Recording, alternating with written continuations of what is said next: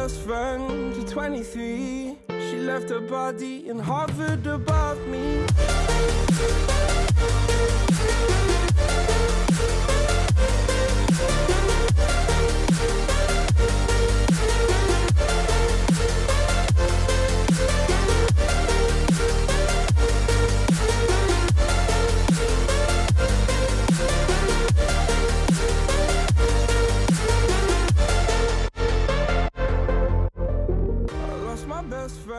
To 23. Hello, ladies and gentlemen, and welcome to week 3 of Owlet Season 4. My name is Dividing. I will be your color caster tonight for this barn burner of a game we have lined up for you today. And with me is Tangerine. How are you doing today? Hey, I'm doing great today, Dividing, and especially so much better now that I get to watch and cast this match today.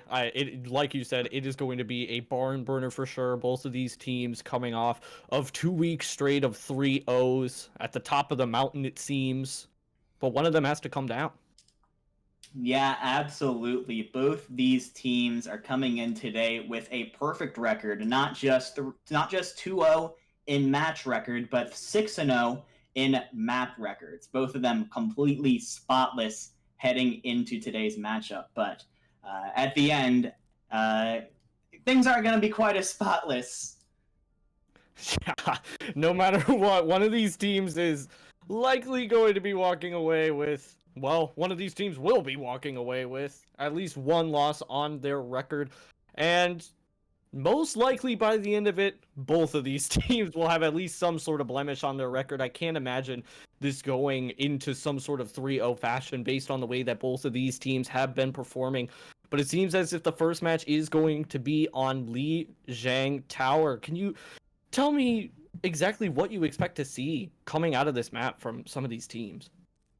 Well, I've never watched either of these teams before myself, but I can say that Lijiang Tower is one of the hometown favorites for just about anyone who likes playing Overwatch. So I'm sure both of these teams have done a lot of preparation for this map in particular and very much enjoy it. And that's good. That's good because Lijiang Tower offers a lot of different kinds of submaps with different terrains, in which you can see maybe more brawl compositions on Control Center. Or if you're in a place like Gardens, we could see potentially a Pharah or Dive Comp come out. So I love control maps because they tend to offer a bunch of different stuff coming at you in one map, and it keeps gameplay really varied. Yeah, and as soon as you said Pharah, I am hoping that we get to see some Pharah today, Dividing. Some of the Pharah play that has just been coming out of anywhere lately has just somehow seemed to be really, really good. Pharah seems to be rising just a little bit in prevalence, and it could definitely be used here on Lijiang Tower, whether we head into Gardens or even into Night Market. There are some different variations of comps that you can run Pharah on, but generally on Night Market, you like to be able to stick to that sim strat if you are able to run it. It just seems to be kind of the go-to, for that round. So hey, apparently, if your name is Yaki, you can run Pharah on Control Center too. That's what I learned yesterday. that is true, actually. That was a very, very bizarre moment that happened. But one of the sweeter ones for sure. You love getting to see some good Pharah, and I hope that in us hyping up the Pharah play, we actually do end up seeing some Pharah today come out from one of these teams. Just manifest it into reality. I hope so too.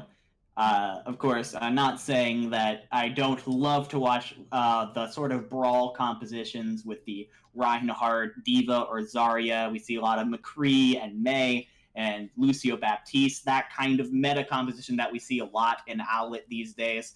I love watching that comp. It requires a lot of both teamwork and individual skill to pull off just right. But I also love seeing teams get a little more creative and work with both what the map gives them and also what they have as what they are most comfortable with. Of course, and there's always something to be said about choosing to be a team that decides to perfect the meta comp and consistently grind out results with it. It shows a lot of perseverance and training that it goes into actually perfecting that composition. But there's also something to be said in Overwatch when it comes to creativity. So many heroes lined up in this, and you have to make like 30 heroes just into 6 basically going into these maps. Creativity can really sometimes net you some wins. So I'm excited to see if either of these teams are going to be rolling out on something maybe just a little bit unconventional, could possibly throw their opponent for a spin. Yeah, absolutely. Teams, of course, just getting a little bit settled in the team lobby right now. And we're just kind of waiting on the readies from everyone in there. Yeah. Hopefully we'll be getting into Lijiang Tower very soon, everybody. I apologize for the bit of the delay as teams are just kind of getting ready and getting settled, of course. This is a very important map for both these teams. So they want to make sure that they are 100% ready before they go in. Yeah, absolutely. If you're not 100% ready right before you go into such a high pressure situation, I mean, it can really affect you, and it can affect the momentum coming out throughout the rest of the match. So completely understood both of these teams trying to give it their all as they head into the match here. So I can understand just a little bit of wait. Yeah, absolutely. So, how about those Overwatch League matches yesterday, Tangerine? that was quite the day, wasn't it? Yeah, there was definitely some interesting things that we saw come out yesterday. Some incredible sweeps as well. Dallas Fuel looking a lot stronger than I had expected them to look, and sadly, Shock looking a lot weaker than I had expected them to look. Broke my heart just a tiny bit. You know what I love is the fact that the Dallas Fuel might actually make Symmetra meta. They played Symmetra so often in their games, and they got so creative with the teleport usage, which I thought was really cool, and it threw the teams that they were playing against for a loop. I wonder if maybe we'll see a bit more Symmetra play in today's match as a bit of a result. Yeah, I'm hoping that we see some Symmetra play. Man, ever since I saw Houston Outlaws that one game just completely roll happy out basically only on Symmetra for practically the entirety of the match, I've been hoping that we get to see more Symmetra. And I'm sure that we're going to be seeing it coming out here on the Lijiang Tower. There are so many maps here that you can actually pretty much justify running a sim strat on all 3 rounds of Lijiang Tower. Yeah, absolutely. We should be getting into it in just a moment, of course. Just a little bit more background on these teams before we get into it. Otter Oxide are actually a veteran of the Owlet tournaments. Looking over at the card I have on my right, they won Owlet's Season 2 Minors and Season 3 Majors. So this is a team that has quite a culture of success, I would say. And so far this season seems to be more of the same. Yeah, definitely not slouching as they head into the other season, doing incredibly well throughout. But now it's going to be put to the test here as they go up against Paradise Tempest, a team also netting the exact same record as them. It is, like as you said, going to be a barn burner of a match for sure as we roll out onto Gardens first. Yeah, and here we go. I really hope we see this, because we see both the Symmetra that we mentioned at the beginning, and we also see a Pharah. I don't know if Sixus is going to stay on that, because he doesn't really have a Mercy to pair with him, but I would love to see some Pharah play coming out here. However, I think Pulse 61 will definitely be sticking on the Symmetra, look for a quick teleporter onto the point, and take presence on the point first. Exactly. All eyes right now on Sixus. Laying down some cover fire with this Pharah. Did end up getting a Mercy just using the Lucio to get a speed boost out of spawn. Being kind of thorn in the side right now for Otter Oxide as Bender falls first within this fight. An unfortunate fight to have lost. Not going your way right now is Otter Oxide. And Paradise Tempest going to be locking down this point first. Yeah, Otter Oxide, I think that's like the fight that you get. Sixus got into the back line, like absolutely behind the entire team. No one was looking at him and just got to lay rocket after rocket into the Otter Oxide support line, and it was all over from there. Now, if you're Miraculous on the other side, you know that this Pharah is going to be an issue, and you have to be keeping an eye out for her constantly. So this McCree versus Pharah matchup will probably be one to watch as this round progresses. Yeah, we're going to see if Miraculous can get the job done. Just providing some cover fire right now is Varian Rin pushes up. It is met with Sixus using a barrage, finding Bender first in this fight yet again, but it is going to be met with Sixus's demise. Now some even trades coming out as Azukari finds 3 on the Winston. Pretty much swinging this fight into the favor of Paradise Tempest, but it is not over. Ira forced to use Grenade onto the D.Va to get some extra healing off, just trying to keep her tanks alive. Lars ends up taking a dip off the map. A little bit unfortunate, but it looks like the bulk of the cleanup is going to be coming through here in the way of Paradise Tempest. Yeah, I do have to give another shout out to Sixus, not only for putting out the barrage, but also for the target priority within the barrage. I mean, he only got one, but that one target that he got, which was Bender on the Baptiste, was absolutely massive. Without that main healer, there was no way for Otter Oxide to heal through the power of a nano-boosted Winston, which just allowed Azukari to roll through the entire team. And now we're heading into last fight territory, but as far as Otter Oxide is concerned, they will have the tools to potentially take this point here. Pretty much everything except for the Amp Matrix online. Yeah, Ira does have that nano boost already up yet again. Self-destruct going to be coming through as the initiation comes through from Otter Oxide. Picks already being traded out. Bender unfortunately falling first in every single fight so far. A little bit unfortunate for the Baptiste on the side of Otter Oxide as this fight continues. Rez coming through on the Azukari to make sure some more point pressure can come through, but Lars ending up finding the picks as well. Space being created by Azukari on point will most likely be able to steal this map into the way of Paradise Tempest. Just a couple of more barrage kills coming out from Sixus and just showing off at this point on the Pharah. Bender dies first again. I think in the 3 team fights on this round, Bender ended up falling 3 times in a row. He fell first 3 times in a row. All 3 times he was the first one to get picked off by one of the DPS or tanks of Paradise Tempest. So if you are on Otter Oxide, you gotta be talking about how you're gonna protect that Baptiste, whether it's the Lucio or the McCree, just staying with him at all times to make sure that any flankers can't get around to him, or putting more pressure on the Pharah that has been such an issue for this team so far, or at least maybe at this case, a Junkrat. Yeah, Pharah is pretty much just the ground Junkrat is pretty much just the ground version of a Pharah coming out here as we engage into this first fight.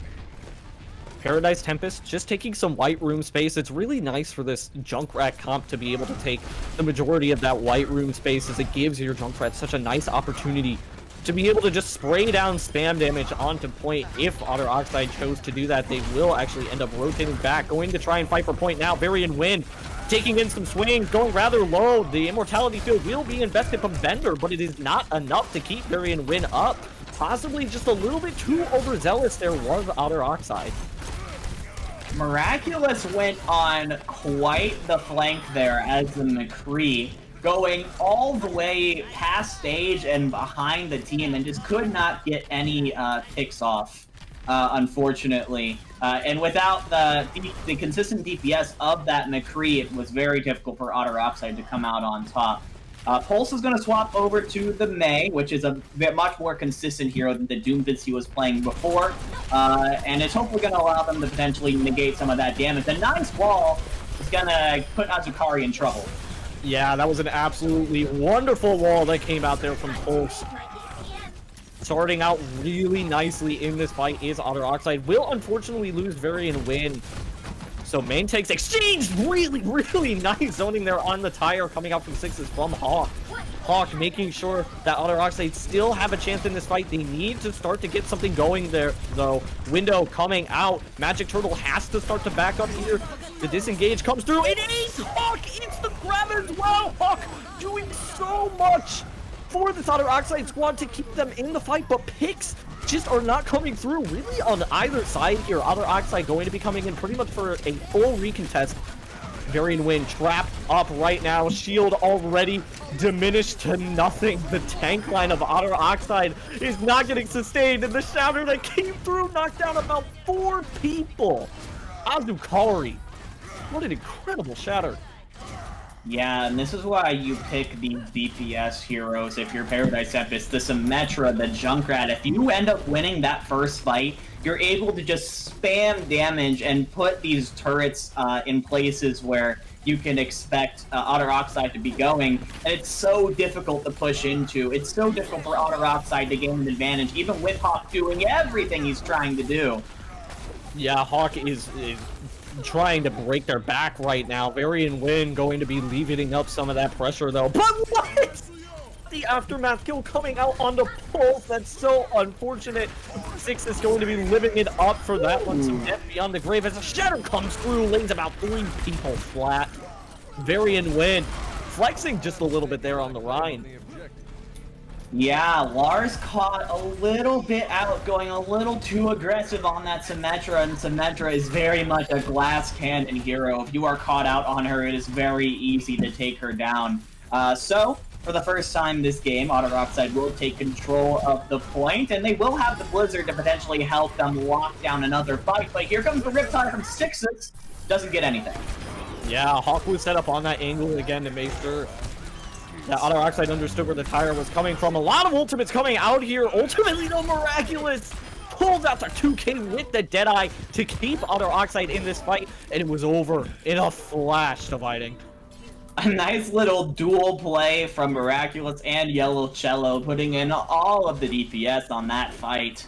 Yeah, that just shows how powerful the Blizzard is. It locked down everyone on Paradise Tempest, and even though Varian Rin went down early, they still were allowed to win. Azukari currently swinging through the grab that came out here from Magic Turtle. Magic Turtle themselves, though, going to be falling a little bit low. Will manage to stay up. As I say that, ends up falling. Even picks come through. Shatter laid down. Lars is on the ground, followed up with a bomb coming out here from Hawk. Otter Oxide are looking to keep it up.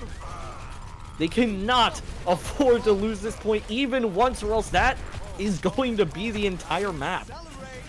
Varian Rin is doing so much for his team right now. I think just about every shatter that he's had has hit at least 2 members of Paradise Tempest, and that has kept them into so many of these fights. Now, this is last fight territory, and Otter Oxide need to win this to keep it alive, and the first thing they have to do is get rid of this Rip Tire from Sixes, make sure it doesn't get any value. Fire coming out right now. Gonna see if anything can be found. Bender falling first. Unfortunate from the side of Otter Oxide. Let's see if they can still make it work. Miraculous. Looked like they were trying to set something up with the Deadeye, but unfortunately not going to be doing anything. They really could have used some of that Deadeye to be able to alleviate some of the pressure that was coming out there from Paradise Tempest, but they're not going to opt into doing that. The Deadeye not even used in that fight, and that is just such an unfortunate way for Paradise Tempest to be taking that map as they move up 1-0 in the series. Yeah, super unfortunate. Once again, Bender goes down first, and when you lose your Baptiste so early in the fight, it becomes so difficult to sustain through the damage of the Junkrat and the McCree.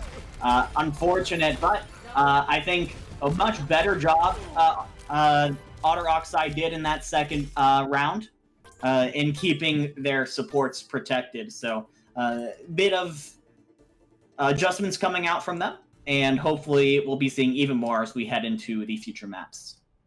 Yeah, I really enjoyed the mid-map adaptations that were starting to come out there from Otter Oxide. You could tell that their rotations were becoming just a little bit more tight as they headed into this second round on Lijiang Tower. And it looked clean from them, especially coming out from the tank line. The tank line was like completely different. I'm kind of convinced that somebody else went into their chairs. It was just night and day. These players stepping it up so incredibly quickly for their team. Unfortunately, not enough to seal the deal here on Lijiang Tower. Paradise, Tempest looking so good, especially Sixus. Yeah, Six is definitely the standout DPS player on that map, constantly in the kill feed. Though I do have to say that Otter Oxide looked a lot better in the second round, and I think a lot of that has to do with the fact that Control Center really forced the Brawl mirror. Different DPS, but sort of the same playstyle. I think this is the kind of strength that Otter Oxide are a lot better at, and they are more comfortable in playing and playing into. So as Otter Oxide does have the map pick here, I believe, as the losers, they should be keeping an eye on what maps are more likely to force the Brawl v Brawl matchup. Make sure that you don't get maps where Asukari can play Winston and Sixus can play Pharah, because that was bad news for them. Route 66 appears to be the pick, and I'd say that's a pretty decent one. Yeah, it's decent. I think that there's some variability in the terms of comps go that you can run on first and second point. It does kind of open you up maybe to running a double bubble, but for the bulk of it, Rush is incredibly viable coming out here on the Route 66. I like this pick coming out here from Otter Oxide. It was intriguing too. We were talking prior to the match starting about how creativity in Overwatch can really sometimes take your opponent in for a loop. And it seemed like that was exactly what Paradise Tempest was doing to Otter Oxide on that Gardens map in Lijiang Tower, rolling out on that Pharah, taking a little bit more of an unconventional comp. I mean, you would see it on Gardens a while back, but now it's starting to regain its prevalency, and I wonder if Otter Oxide are going to be able to continue to make adjustments if they see any more of these unconventional comps. Yeah, and I mean, I say this every time I cast one of these amateur sort of community Overwatch competitions, and it's that, you know, people who watch me cast a lot probably are getting sick of me saying it, but in tournaments like these, you don't necessarily have to play the meta. Like, an Overwatch League meta is meta for a reason. When played at the highest level, the meta is objectively usually the best way to try and win.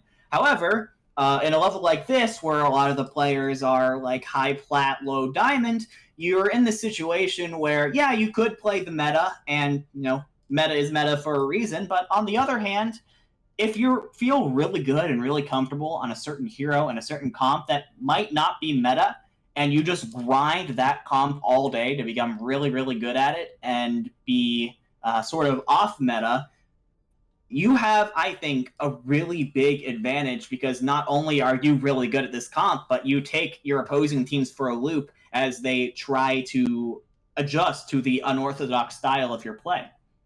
Exactly. I cannot begin to tell you the amount of times that I have gone into scrims myself personally, run into a Pharah comp and just struggle for so long trying to understand how to adapt to it, because you're right, at some of these lower levels, and even at the higher levels and the mid levels, at every single level, there is some layer of surprise that comes in with Overwatch, and it's up to the teams themselves to understand how to adapt into certain situations.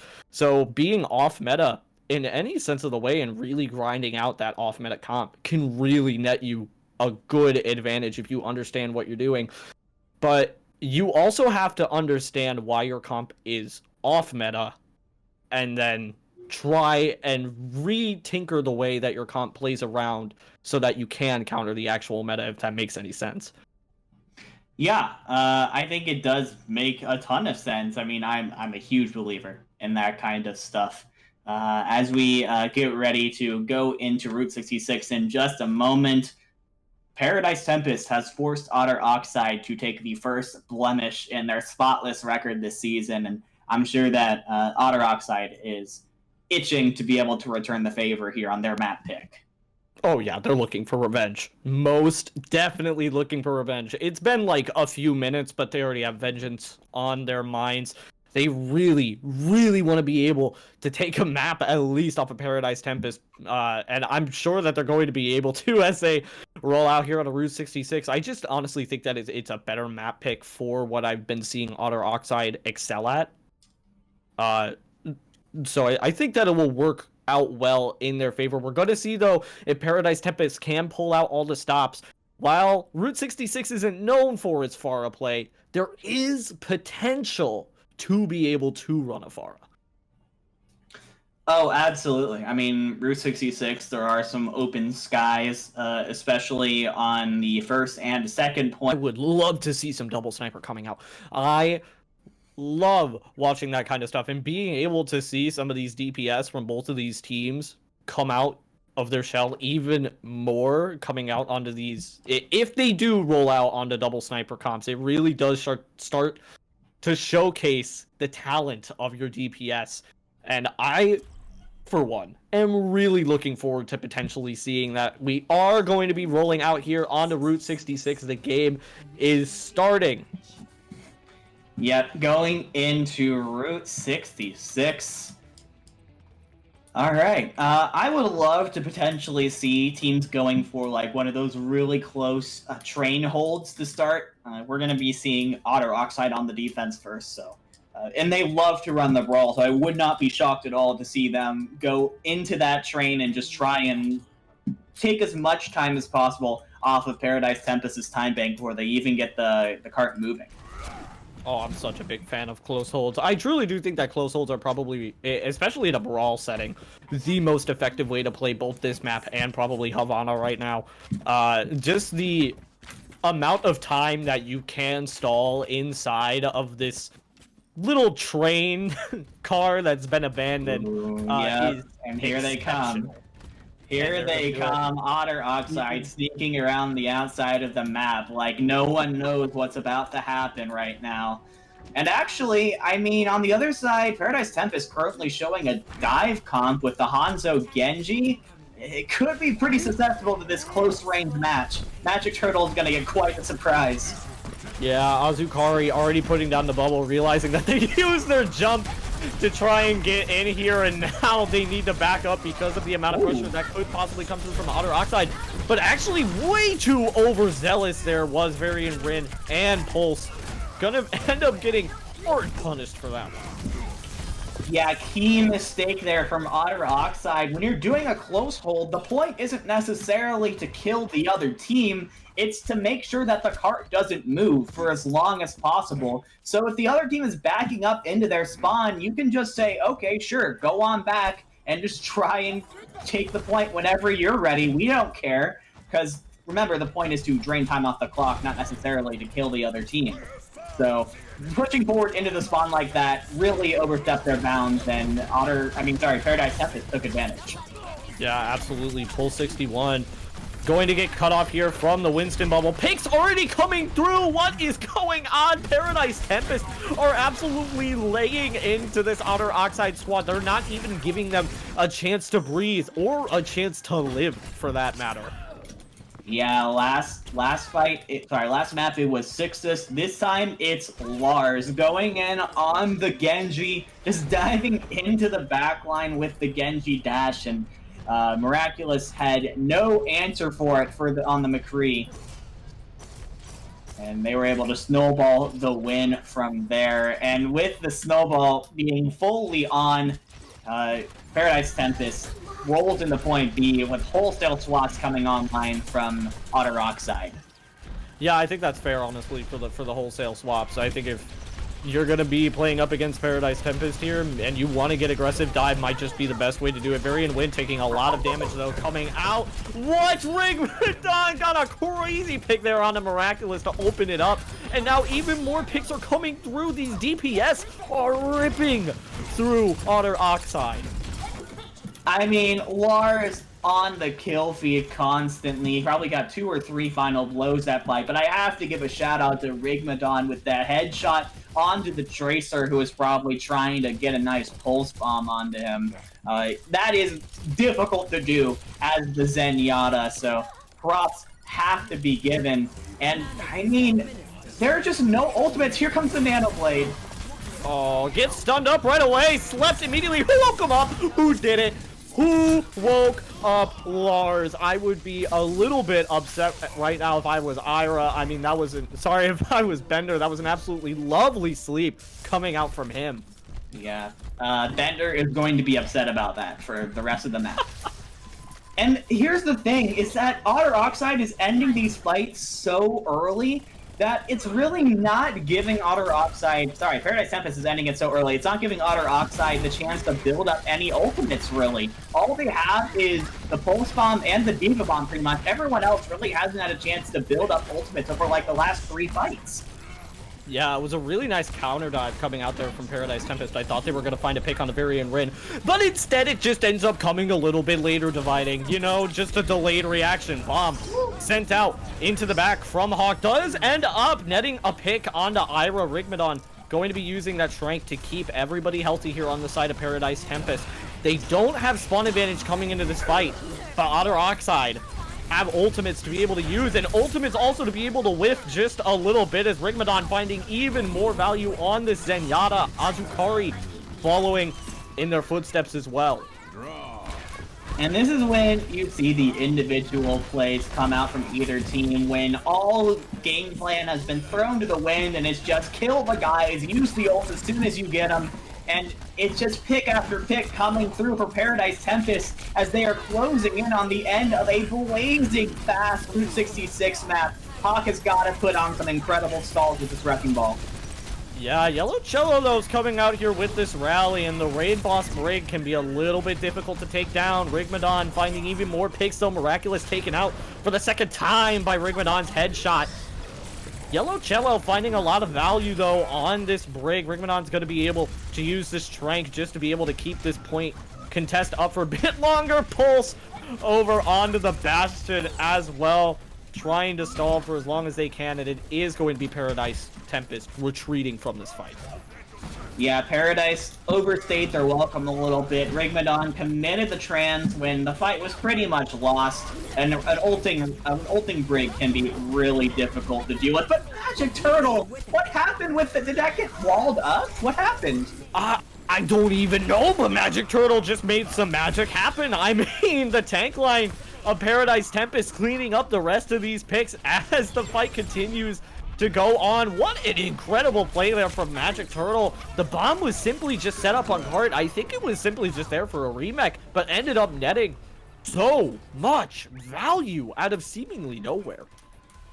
2 minutes and 30 seconds is an incredible time on Route 66. Yeah. Such a defensively favored map, especially near the end. Being able to push through with that much time on the clock is absolutely incredible. Paradise Tempest, I mean, the cart barely stopped moving, except for maybe at the end there. Just a masterclass being shown from this team and their dive comps. This dive comp from Paradise Tempest has been absolutely brutal, and it seems Otter Oxide just doesn't seem to have a counter. They are punishing the aggression that is coming out here from Otter Oxide so perfectly and so cleanly. The counter dives that were coming through were impeccable, honestly. I thought that Varian win was actually going to be falling a lot more than he did, so props out to the tank line for Otter Oxide from that, but they need to stop playing this aggressively into the dive comp. They're using all of their cooldowns first to try and find a pick, but nothing's coming of it whatsoever. It's either Rigmadon shredding somebody down or the tank line of Paradise Tempest counter diving the tank line of Otter Oxide, and they're just getting caught out. Yeah, alright, and now as we get ready for Otter Oxide's attack, they're going to be playing into a double shield comp from Paradise Tempest with an Ashe and a Torb. There's going to be so many different places that damage is going to be coming from, whether it's from that main mass in the middle, the Torbjorn turret on one side, the Ashe on the other. It's going to be difficult for this double bubble comp to deal with all these different places, and Sixus comes out with an early pick on Bender. Yeah, Varian Win's really not going to have a fun time against this comp. This is pretty much the the most incredibly anti-dive thing that I've ever seen, except that there is a Zen instead of a Brig. Looking for a dive up here is Varian Win. I'm honestly so curious as to who Varian Win is going to try to die, but Pull actually came through before that bubble could find any use, so Varian Win trying to get the jump was pulled down immediately, but Hawk still managing to find some picks as the trades come through, taking out that turret as well. Pull's not in this fight isn't going to be the end of the world here for Otter Oxide, as they have Hawk incredibly charged up on the Zarya, finding their second pick of this fight. Pulse going to be back in here shortly, and right now it's just Azukari trying to stall on point for Paradise Tempest. Yeah, Hawk finding an early pick on the Magic Turtle was absolutely crucial.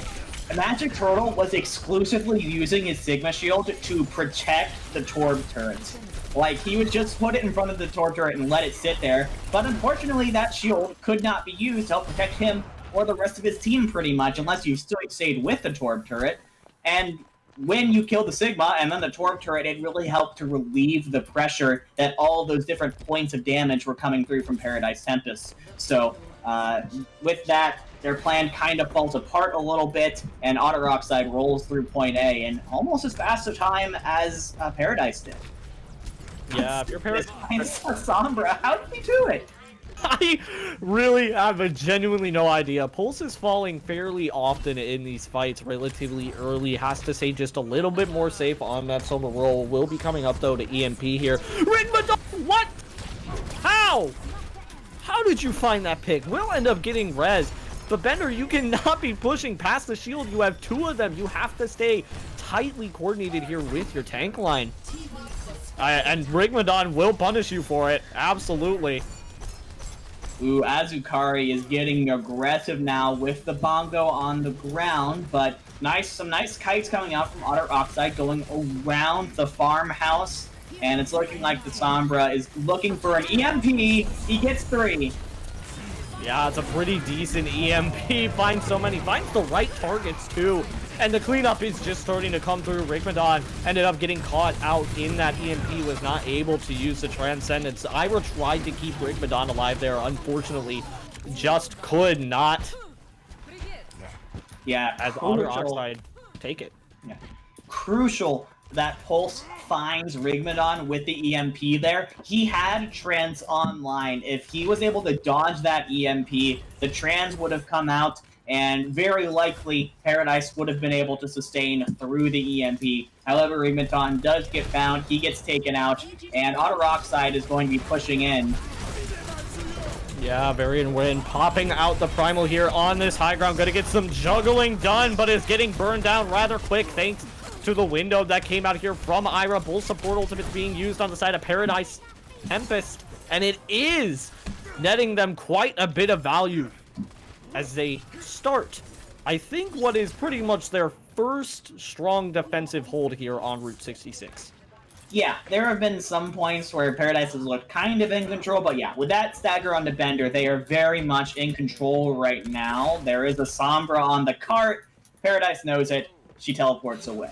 So Paradise managed to take control, but it was an expensive fight. They used Bob and both support ultimates there. Meanwhile, all that came out from Otter Oxide was Varian Win's Primal Rage.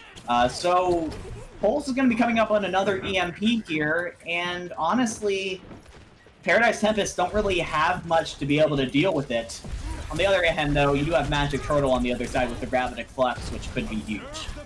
Yeah, that Flux could really just signal the win here for Paradise Tempest if it's used a little bit early. I'm keeping my eye out for it right now, as Miraculous pressured out here just a little bit underneath. Going to be trying to take that health back to keep themselves sustained. Deadeye comes through here from 6 finds 2 picks. Then despite the EMP effort coming out there from Pulse to negate the Deadeye, it's unfortunately just not going to be reaching 6s. Wait, did Pulse die mid-EMP cast, or am I getting that wrong, or did I just miss it? It could be. Because, I mean, Pulse doesn't have an EMP charge anymore, and I don't think the ult came out, so I think he died in the middle of casting it, which is, oh, no one caught out by 6s again! The Sombra is having a tough time. Will he be able to get away from Varian, though? Yes, he will, as Magic Turtle comes to help his McCree. Yeah, that was nicely done there from Varian to make sure that Yellow Cello could safely get off the res, but it doesn't matter. Lars just found the entire backline It's Varian Win! What is Lars doing right now? You madman! Stop this! Stop this right now!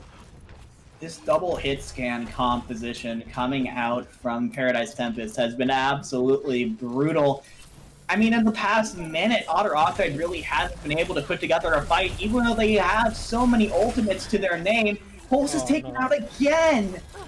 They are on a swivel for the Sombra, and honestly, at this point, it's just as well for Pulse to swap. This is looking so rough. Yeah, the swap does end up coming through here for Pulse. It's going to be a Valkyrie from Yellow Cello to see if Otter Oxide can continue to keep the pressure up in this fight. But Varian Wind fell first, and that's the entire spearhead for your comp gone on this final push. Pulse falls out of spawn, basically?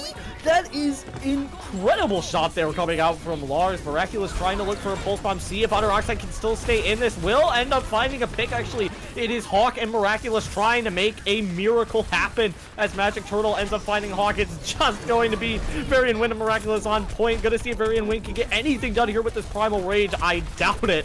But Pulse finding the pick. Burnt down, though, is Varian Wind. This point just gonna be reduced down to ashes on the point. And Paradise Tempest, in a rather dominant fashion, take yet another map from Otter Oxide. And again, it's this pick composition from Paradise Tempest that's giving Otter Oxide so much trouble. They had the tools to put together a pretty good fight. They had, I think, both support ultimates, the EMP and the grab at one point. The problem is, the second they tried to push in, get into position to use these ultimates, Sixtus or Lars would end up getting a crucial pick onto either the Sombra or one of the supports and force them to take either kind of the half-ish fight and hope to get a pick of their own, or disengage entirely. And because of that, Otter Oxide just wasn't able to put together a real fight in the last two or 1.5 minutes of Route 66. Paradise came out on top and looked masterful doing it. Yeah, I have to say a very good theme that and very good trend that I'm seeing from Paradise Tempest is their ability to be able to punish anybody from Otter Oxide who treads within their space. It seems almost every single time if somebody is in a place that they shouldn't be for Otter Oxide, Paradise Tempest is always managing to find the punish, whether that be a punish coming out from Rigmadon, from Sixus, or from Azukari. I mean, it is just getting shut down left and right. And I have to put a highlight here on Rigmadon too. What an absolute beast of a player in that Route 66 map. Yeah, that dude was basically a third DPS player, finding pick after pick when he was playing the Zenyatta. Beautiful stuff overall coming out from Paradise Tempest, and really taking advantage of those slight little misplays and mispositionings that Otter Oxide was coming out with. It's not to say that Otter Oxide was necessarily playing bad. I think overall they were doing what their comp wanted to do, and they understood the win conditions of their comp, but it's just sometimes they would get a little too over-aggressive. They would peak where they shouldn't, and the DPS and Rigmadon of Paradise Tempest would just take off their heads, and Otter Oxide just couldn't get anything done. Yeah, Otter Oxide honestly did look... I don't think that they look bad in this matchup whatsoever. I think they look really good. And you can tell that Otter Oxide are definitely an incredible team after you saw that first snowball. All that they had to do was take one pick from Route 66, and they took it and they just ran with it pretty much throughout half of the entire map. Only to stop short from Paradise Tempest getting a really... I mean, they just had a really nice spot to hold the payload, honestly, underneath that bridge. Such a wonderful choke point, especially for a double shield comp. It's so hard to break through that. And a lot of the players from Paradise Tempest simply were just not breaking line of sight from the double shield comp. And Otter Oxide never really found an opportunity to be able to punish anybody coming out from Paradise Tempest because of the way that they were playing this double shield comp. Yeah, absolutely. I do, however, have to give a bit of a shout out to the tank line of Otter Oxide once again. You did it last time. I think I'm doing it this time. Hawk and Varian Rin both did a lot to be able to keep their teams in this match. I think when Otter Oxide was able to win fights, a lot of it came to the credit of their tank players pulling off some great individual plays, getting some picks potentially on the high-powered Zarya or through the diving Winston. And if Otter Oxide wants to be able to pull off the reverse sweep here to keep their undefeated season alive, I think it's likely going to be on the back of those tank lines. That tank line. There's only one tank line. Okay. I have to agree with you. I mean, the tank line from Otter Oxide is kind of legendary right now. It's not really as visible because Paradise Tempest are doing an incredible job right now, firing off on all cylinders. But this tank line from Otter Oxide is nothing to be messed around with. And also in that Route 66 round, we saw Yellow Cello and Bender start to actually step up a little bit more too. Yellow Cello was holding out on that last point pretty much by themselves for a very long time with that rally, being able to keep the rest of Otter Oxide up and potentially be able to hold on that third point, while Bender landing some really nice sleeps, also landing a sleep onto the Nano Genji, but I won't talk about that one too much. Hey, you know what? It's fine. In the highlight reel, you'll see the sleep, and then the clip's just going to suddenly cut, and you're never going to see what happens next. It's fine. It's the highest value sleep that you've seen. I mean, they truly were doing great. It's a clip. Yeah, I mean, it's really just that it's not that Otter Oxide has been playing bad. Again, it's just that Paradise Tempest has been playing so good. 1,000%. I mean, Paradise Tempest look incredibly well refined right now with the lineup that they have coming out, and I do want to highlight kind of a matchup that's been going on between Sixus and Miraculous here. And I think that a key difference that I'm seeing between these two DPS playstyles is Sixus really does enjoy playing with the team a lot more than Miraculous does. Miraculous tries to get these flashy plays done, tries to look for these big flanks, high noons coming out on the side. It reminds me a little bit of Baby Bay in a way, back when Baby Bay would play Overwatch. Just this incredibly aggressive, do-it-yourself kind of mentality. And I think against other teams it might work well, but against Paradise Tempest, it's getting punished a decent amount. Yeah, it's getting punished a decent amount, and I think that's something else I really have to shout out about Paradise Tempest, is that they adjusted to the Sombra pick from Pulse 61 in an incredible way. And this sort of touches on your point a little bit about how Paradise is punishing Otter Oxide for their playstyle. Pulse got nothing done in like the last couple minutes of Route 66, and it wasn't because he was necessarily playing bad on the Sombra. It was because Paradise Tempest were doing such a good job of keeping their heads on a swivel and making sure that they were ready whenever that Sombra uncloaked herself, whether it was Sixus or Lars or Ira ready with Brigitte shield. No, it was actually Rigmadon who swapped onto the Brig. Yeah, Ira played bad the whole time. But you understand my point, is that they were near the end of the map, they were ready for the Sombra, and they understood how to play against it, and they were able to adjust their play style in order to counter it. And that is the biggest difference I'm seeing between these two teams right now, is the ability to adapt. Yeah, absolutely. And I even remember just at some point in time on Route 66, us both collectively going, how in the world did Pulse get spotted out there? I'm pretty sure Lars just like knocked Pulse out of invisibility or something. Like, it was pretty crazy. Pulse just having a little bit of an unlucky game, if I'm being honest. Also, I think getting that ultimate canceled by the Deadeye coming out from Sixus, which is honestly just really poor timing, because I think the EMP would have shut off the Deadeye. So that is truly just unfortunate. Which is one of those 50-50s that you have to take. And I mean, using the high noon to nullify the EMP gets so much more value than using the EMP to nullify the high noon most of the time. EMP just such a high value ultimate in general. But hey, let's talk about moving forward now. We're moving into Eichenwald in just a second here.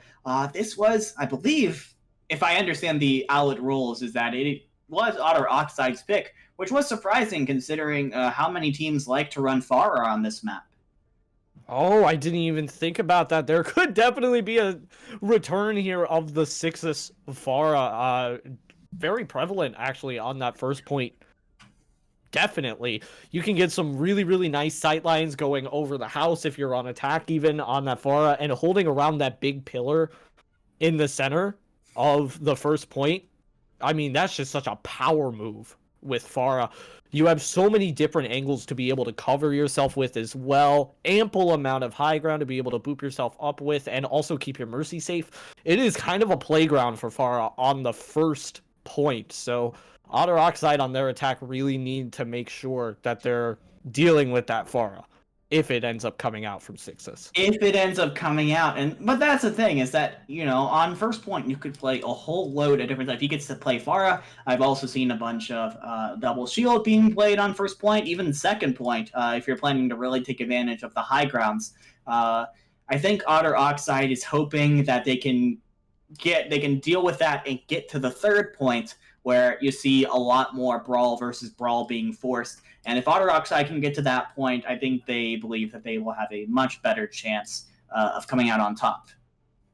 Yeah, and something interesting that I've been seeing develop on Eichenwald as this rush comp has been kind of taking over the scene pretty much as far as the meta is concerned is that a lot of teams are finding it easiest actually to be holding up in that room with the bridge on first point going down the stairs. They like to hold in that blue room and just continuously rotate around. And if any team tries to cut through the way where the car rubble is onto point, they'll just intercept the team with the rush comp, cut them off with the Mei, and then try and focus on them entirely, not allowing them to get past the choke. I wonder if we're going to be seeing any of that come out from either of the squads here today. I could certainly see Otter Oxide pulling something around like that, as they really, really have been running out on this rush comp a decent amount. It seems to be what they're most comfortable with.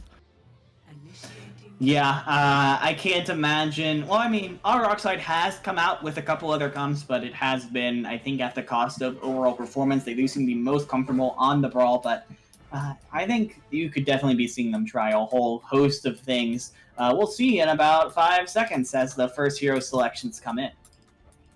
Yeah, I'm super pumped to see exactly what's going to get to come out here. And I'm hoping that it's a full dive coming out here from Paradise Tempest on attack. This would be something interesting and something I don't think I've actually seen before on Eichenwald first point. I've never seen the full dive. It's usually like a double bubble at this stage, but the full dive is certainly interesting. Yeah, the biggest concern for Paradise Tempest here is going to be getting past that first little choke point with the bridge. This is where the traditional meta brawl comp of Otter Oxide will have the most success with the Mei walling off any engages.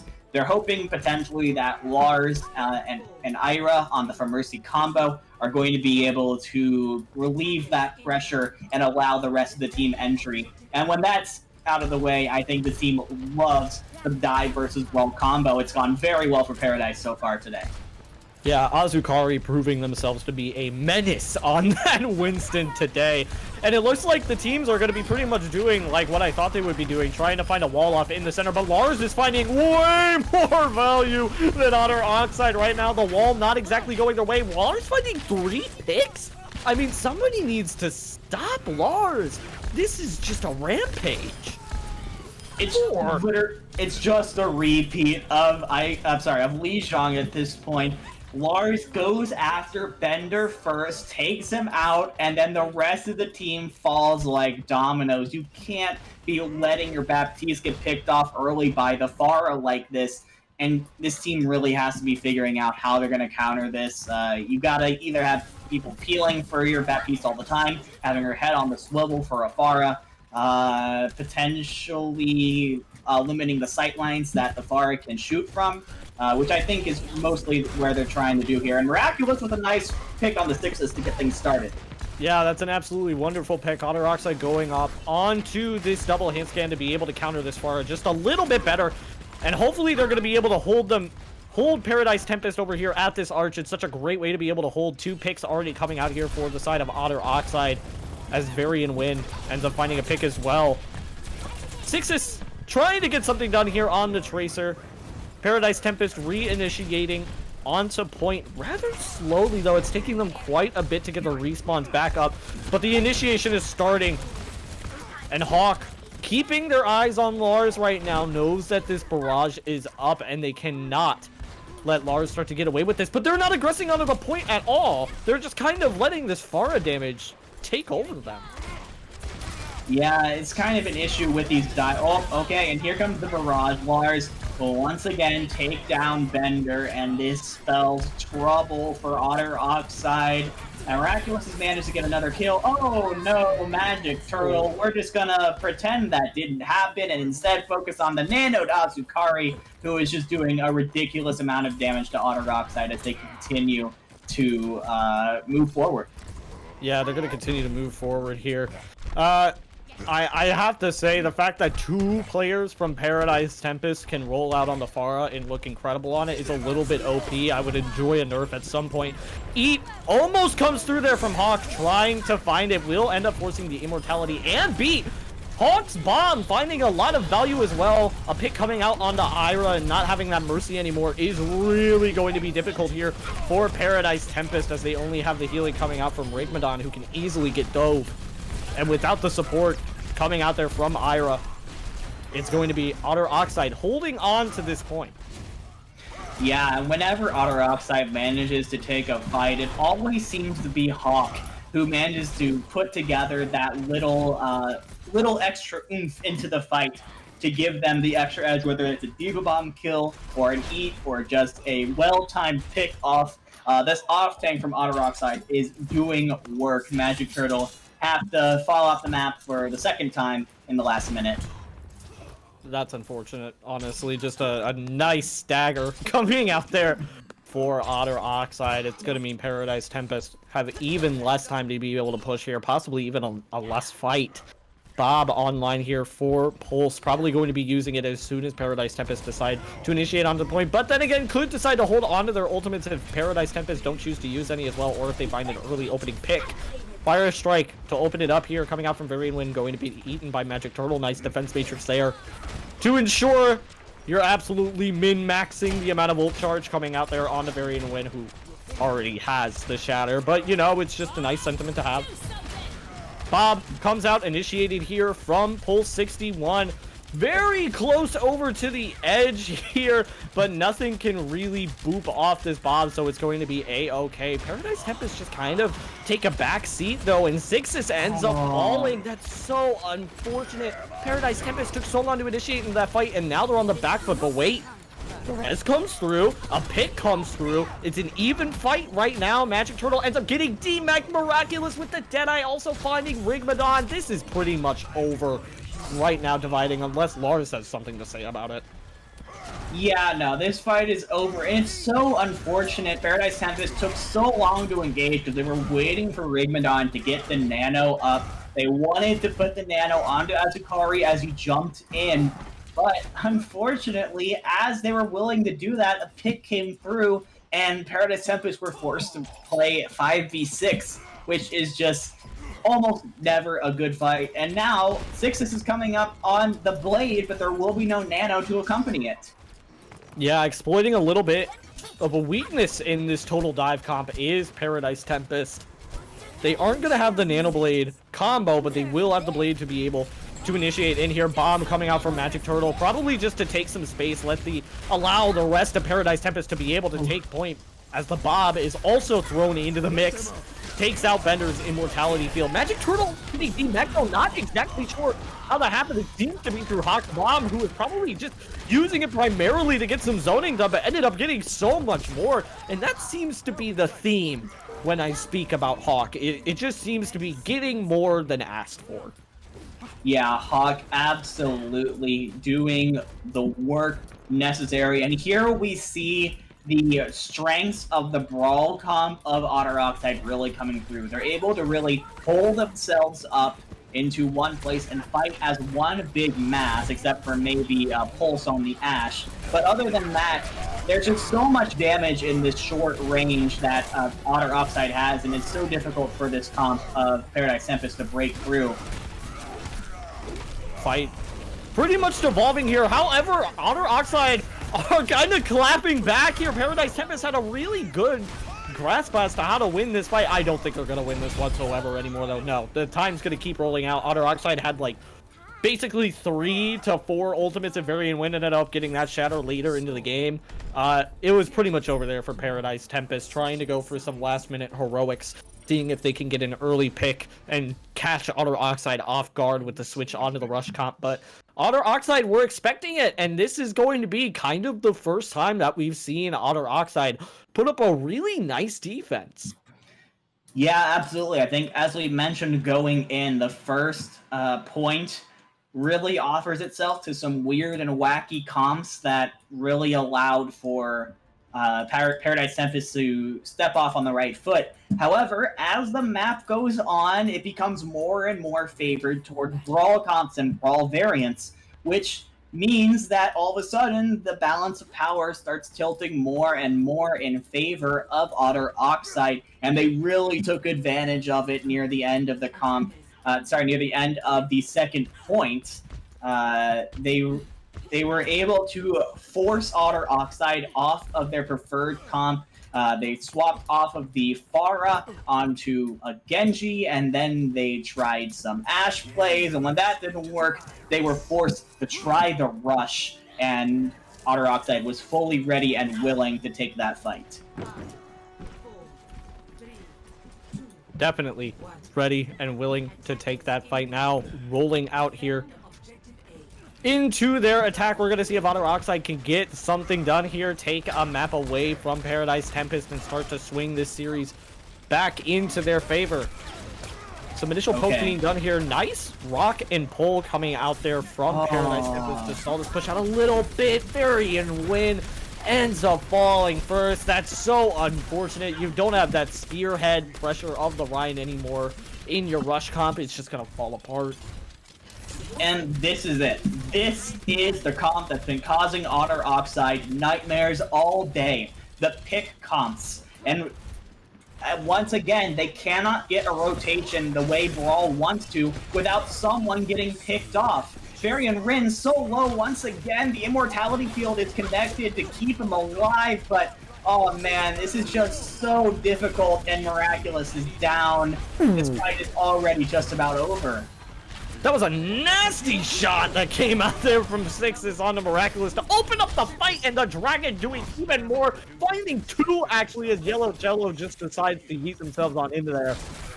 And now Otter Oxide getting a little bit worried. Like you said, they've been having some trouble dealing with this double shield poke comp that's been coming out from Paradise Tempest. Yeah, Brawl wants to get up close and deal lots of damage really fast. But they can't do that with all of this poke and spam damage coming out of Paradise Tempest right now. They just haven't been able to get a good fight without someone getting picked off. Now, finally, it seems they have found a good rotation and have themselves in a good position to get a real fight here. Yeah, unfortunately, though, it's going to be met with a flux from Magic Turtle. Nice immortality from Bender to make sure nobody falls to that. But Lars' Bob will ensure that somebody indeed does. Varian Wind falling first again in this fight. So unfortunate. Rigmadon also finding a pick on the Miraculous. Miraculous managed to find a pick early on, so it's still somewhat turnable here from Otter Oxide, but Lars is proving to be too much of a menace. Rigmadon as well. This incredible duo coming out here from the side of Paradise Tempest is really causing trouble for Otter Oxide. Oh, this is so unfortunate for Otter Oxide. They committed everything to that fight, even the Blizzard, and like a 4 versus 2 situation. Pulse had to hold on to that Blizzard because now they have just about nothing except for the High Noon going into 1 minute and 20 seconds left, and both support ultimates, the Bongo and the Bomb. Rigmadon finds Varian Rin. They haven't even gotten past the choke yet, Tangerine. This is so brutal. This is just an absolute brutal thing to be watching. Paradise Tempest have all the ults in the world, and Otter Oxide can't even get on the point. Oh no, Yellow Cello was not expecting Sixes to go that aggressive, but he does. And now they have to wait another 10 seconds in order to try and do anything here. Paradise Tempest They're closing in. They're getting aggressive. They can smell the victory. It's just about one more fight away, and they're going to have 5 ultimates online, everything except for the Gravitic Flux. I mean, this is big. Oh, Miraculous down again. My lord, I'm having any trouble doing any play-by-play here as the fights just keep ending so ridiculously fast. Magic Turtle finding 2 picks to start out this fight. 15 seconds left on the clock here for Paradise. Tempest is 6 finds another pick with the Dragon. There's not going to be a full recontest coming out here. Hawk just going to see if they are able to even get onto point. Lars finding 2 picks. It's not really going to mean anything unless Hawk can get a team wipe with this bomb, and ends up finding a pick and the immortality field, but nobody else to get to point. And Paradise Tempest taking what we thought was going to be an incredibly close match to a decisive 3-0 victory. Yeah, Paradise Tempest will keep their 100% spotless record speedrun of Owlet Season 4 alive. And after taking out the only other undefeated, well, there's other teams that have not lost a match, but the only other team that hasn't even lost a map yet, I think Paradise Tempest have made a very good case for being the best team in Owlet right now. I think that case has definitely been made and then cemented in stone based on the performance that I just saw come out from Paradise Tempest. They look so well-rounded. Every single one of their players finding incredible amounts of value. Yeah, and this poke comp of Paradise, I mean, their dive comp was really good. Their brawl comp, they didn't play it that much, but it also was really good. But it was these poke comps that came out from Paradise that they really were able to shine. Azukari on the Orisa, pulling Otter Oxide into the headshots from Sixus, Magic Turtle, Lars, Rigmadon, Ira, providing fantastic support whenever there was a threat from Otter Oxide's behalf. These poke comps from Paradise, I mean, if you're up against this team next, you have got to figure out your plan for this, because Otter Oxide didn't, and this is where it got them. Yeah, and it's going to be hard to do, but I think we have to choose a player of the match here, dividing. Yeah, absolutely. I mean, it's really tough considering how incredible every Paradise player played today. I think I might have to give it to either Sixus or Rigmadon. I think Sixus, both of them had incredible, consistent performances throughout. Yeah, I think I'm going to be supporting the case for Sixus here. Sixus really just kind of taking matters into his own hands at some points in times. So I'm going to have to double down here on Sixus for player of the match. All right. Well, I was going to say we were going to go to a break, but it seems like we've got players from Paradise Tempest in here right now. So as long as we're good, we might as well just start the interview now, unless Joey needs a little bit of time. All right, he says go for it. So, hello, we have Sixus and Magic Turtle here from Paradise Tempest. First of all, obviously, 3-0 in matches today, 9-0 in maps. You keep the spotless Owlet record alive. How are you guys feeling right now? I'm feeling really great. The competition's too easy so far. Fair. Yeah. It looked easy, I'll tell you that. No kidding. You guys were really giving it to Otter Oxide today. I'm gonna ask you, did you guys do any sort of preparation heading into this match, knowing that Otter Oxide were, at least on paper, supposed to be a force to be reckoned with coming into this match? The past week we didn't get a lot of scrims in because of Technical issues. Technical issues, but we were really looking forward to this match because Otter Oxide, there was some trash talk in the previous interviews. So you got your revenge a little bit? Yeah. Essentially, you could say that. Yeah. Yeah. Absolutely. We saw Paradise come out with a whole bunch of different kinds of comps and strategies today, and all of them found a lot of success. But I think if you had to pick one kind of comp and one kind of playstyle that is Paradise Tempest's specialty, what would you say it would be? For me personally, I would say dive because we run dive like majority of the majority of the maps. I would agree with Magic that our specialty is dive. Interesting. That's so interesting to me. Just seeing you guys play. You guys played so well on the double shield comps, and it did so well up against Otter Oxide. How did you guys decide that adaptation was going to be working so well up against Otter Oxide, even though you're considering dive to kind of be your bread and butter composition?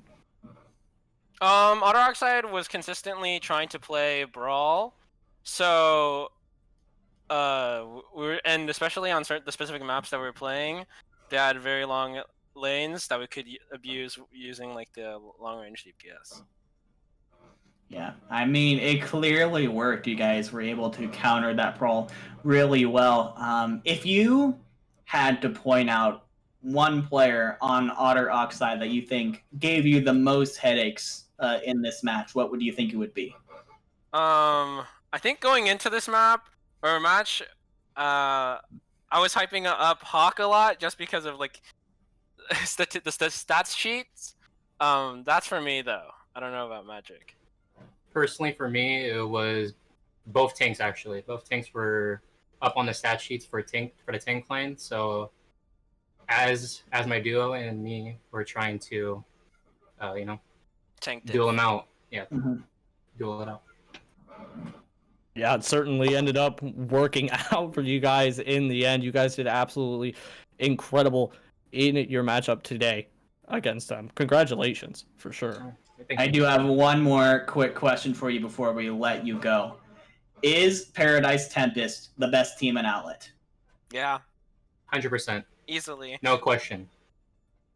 And there you have it, straight from the source, ladies and gentlemen. You absolutely love to see it. Thank you so much, Sixus and Magic Turtle. You guys did incredible in your matches today. Wishing you the best of luck, and Paradise Tempest the best of luck as they continue to fight through the rest of their group stage here. Thank you. I thank you for having us. Yeah, goodbye. Have a good night. You too. Peace. And that is going to go ahead and wrap things up for us here at the Owlet tournament. A bit earlier than I think we were expecting, Tangerine. Yeah.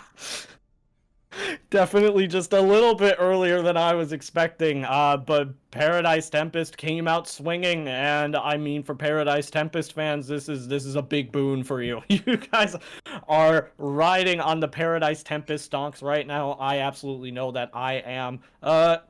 And I might have to agree with their sentiment. They're looking like probably the best team in Owlet right now.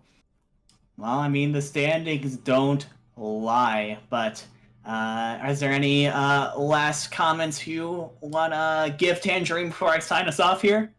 I do not believe so, but I want to give a big shout out. Thank you so much to production. Joey, you did great on the production tonight. And I want to thank you as well, Dividing. This was my first cast with Owlet. So it was great to be joined by you for this adventure. I know that I don't think we had ever officially meeting before this, but we had been within the same vicinity together. So it's been Sure. really, really nice getting to cast with you. And thank you so much for allowing me to be here. Yeah, absolutely. So that is going to do it here for us tonight. Thank you all so much for watching. Paradise Tempest take the decisive 3-0 victory over Otter Oxide, cementing themselves as a clear current front runner for the Owlet champion. Until next time, we'll see you next time. The next time twice. 23. She left her body and hovered above me. I saw no shadow. I looked around, searched every building and home that I found. I saw no shadow, but felt the glow. The warmth inside me, it kept me afloat. It felt like heaven had found my bones and gave me comfort when I feel alone. Now you're gone, I'm alone. I guess it's time to get better.